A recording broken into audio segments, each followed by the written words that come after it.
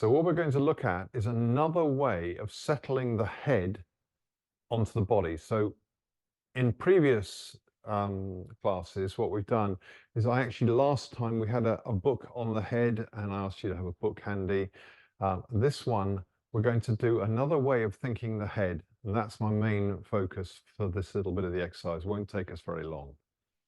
So we're just looking to get the spine well aligned so the body uses minimum energy to hold itself upright. So your computer shaped body is using quite a lot of energy. If you're not on the computer anymore and you now walk around like this all day because your chest has collapsed and your spine is over lengthened or your back is overstretched, I mean, apart from the fact it's not at all good for you, you're actually using much more energy because basically your body's like this.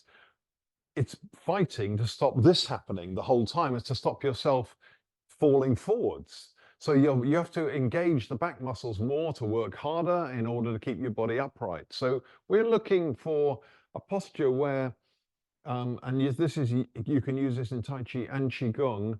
Well, actually, you can use it in everything, but where the body's using minimum energy. So you're upright. Now just check where your waist is on your feet. We want it in the middle. You don't really want it on the ball of the foot. You don't want it on the heel. We want a sort of neutral energy here for the moment. Okay, so we can look at possibly moving it forwards and backwards at other points because it triggers different sets of muscles. When you put it on the ball of the foot and when you put it on the heel, it's another set of muscles or different set of fascia, if you like. So in the middle, let's do the lift your shoulders, pull them back, and now let the outside edge of the shoulder settle onto the outside edge of the hip. Find where that is. If it feels like your chest is pulling slightly, just let it pull. It means that you normally have a quite collapsed, if it hurts or is uncomfortable, let's say, rather than hurts, you've probably got quite a collapsed structure at the front. Okay, so you can do that again. You can lift, pull back, and just allow the outside edge to settle onto the outside edge. Yeah, okay. So the first thing you do is you drop your bum. Just running over very quickly what we've done in the past. You drop your bum, drop your pelvis, drop your sacrum, however you want to look at it. You feel like it's settling down your legs, through the bones there, through the middle, into the middle of the foot, right into the arch of the foot.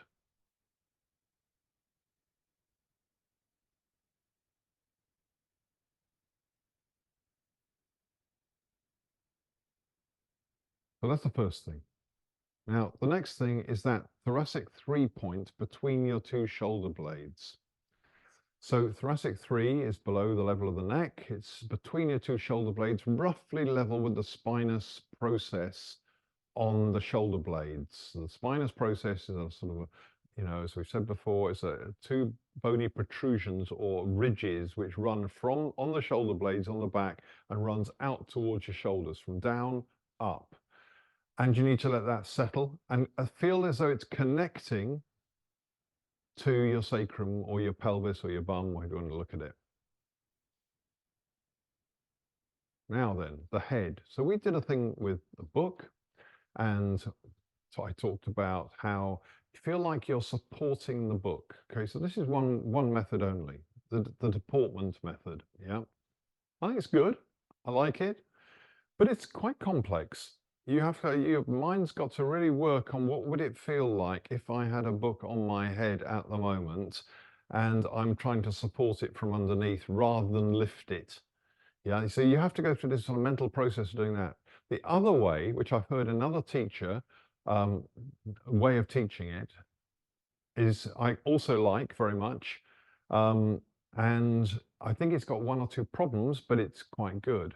So what this person says is, get your head into a position where it's not using any muscles at all to support it.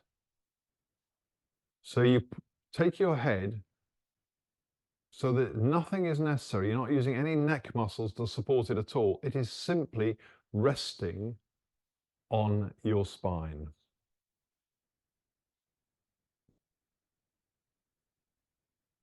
Now, I quite like this method but I have reservations about it as well, because in live classes, I've noticed that a lot of people, when they do this method, which I've used, you know, in live classes also, they go like this and they go, oh yeah, okay.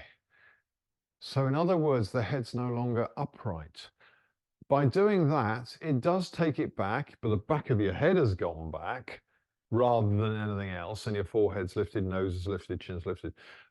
So for that reason, I'm not so keen on it, but it's very good if you don't have the inclination to do that. Yeah, and lift your chin. So the first thing we can just do quickly, which I've done with you on several occasions before, I'm sure, is find the apex of your ear, you know, right on the top bit here. Put your thumbs on that, okay? And now you have to keep your head level to do this, and look at yourself in the screen if you're able to, and just join your middle fingers together without lifting your head or dropping your nose. Join them together. So it's like you're wearing a sort of a pair of headphones or an Alice band or something, and then just dig one nail straight into the middle. Absolutely smack downwards hard into the middle. You can take your hand off because you're going to be left with a sensation there. That's the crown of your head. That's the crown of your head, not where your hair grows from in that little whirl.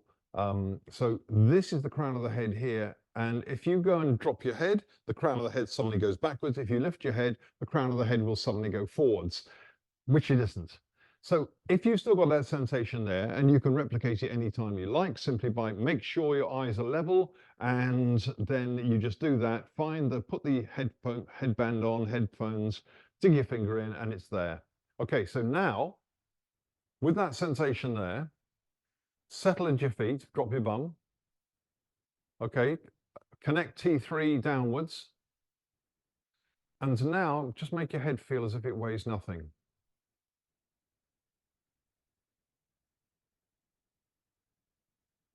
Now, because I'm online, I can't tell, you know, what you're experiencing here, and I can't see what you're doing particularly. So, what you will maybe experience is your head very slightly goes backwards, to exaggerate. So if my normal head posture is like this, you'll experience your head actually going backwards. You may feel like your chin tucks under a tiny bit, as I've said before, and that is all fine, as long as you don't make any of that happen. You have to do it by feeling. So you are feeling where your head is resting on your body with, well, you shouldn't be able to feel anything. You take it back so it doesn't feel as if you're you're working the neck at all. The head should feel empty. So in a sense, what we need is we get to that position. There's no musculature involved.